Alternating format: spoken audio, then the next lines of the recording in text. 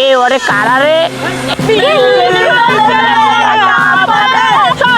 3 মাসে কুষ্ঠ লাগালাম, কচে কচে কুষ্ঠ লাগালাম বাবু, যে অনেক সুন্দর কুষ্ঠ হয়েছে। এ তো আসলে ভালো কুষ্ঠ হয়েছে।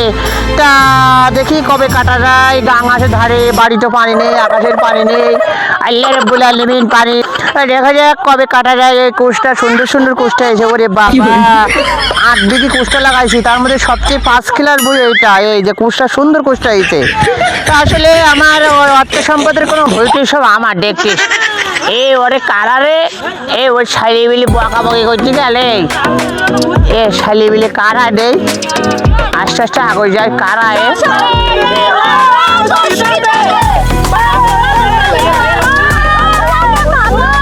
ওই শালি বিলি হলে সব কি করতেছে।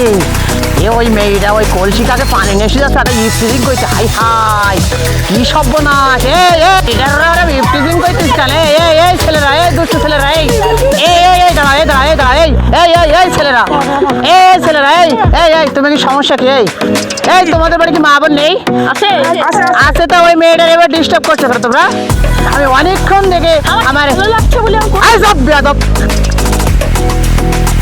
এই বেয়াদব ছেলেমেয়ে, এই এত বেয়াদব কেন তোমরা? তোমরা এত বেয়াদব কেন?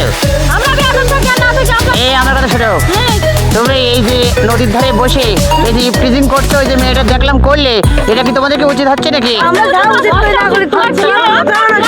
এ আমার কেউ লোক না, আমার এই মাদ্রাসা ছাত্রী, তুমি ইফটিজিং করছো না তোমরা? এই শোনো শোনো, কথাবার্তা একটু আলাপ করি কয়ো, কারণ শোনো তোমার মার বিয়ে দিয়েছিল এই হুজুর, আবার তোমার মরণের সময় কাজে লাগবে হুজুরের ভাব ব্যবহার করি না তোমরা। জায়গায় অনেক সময় দেখি আবাল তাবাল করছো। তোমরা ওই নদীর পাড়ে বসে ওই যে মেয়েরা সব পানি আনতেছিলে ঘাটে, তোমরা কিন্তু অনেক খারাপ খারাপ কথা কইছো। আমি বলে দেখছি বলো, তুমি বলো তোমার লোক তোমাদের নামে কিন্তু আমি মামলা করবো।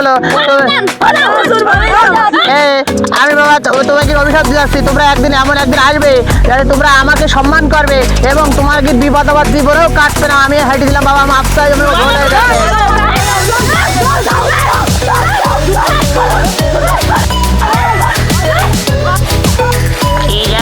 আসলাম ছেলেবেলে করা ওই গাঙের ধারে বসে বসে নারীদের ইফটিজিং করছিল, আর আমি কিছু ভালো কথা বলতে গেছিলাম বলে আমাকে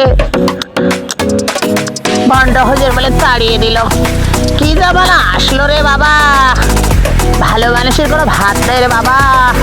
ও বাবা, ওরা আর টুকর হলে আমাকে মেরে ফেলতো। ও বাবা, ওরা যে ছিল 7-8 জন, আর আমি একা ছিলাম। ও বাবা, ওরা আমাকে মেরে ফেলতো গো বাবু।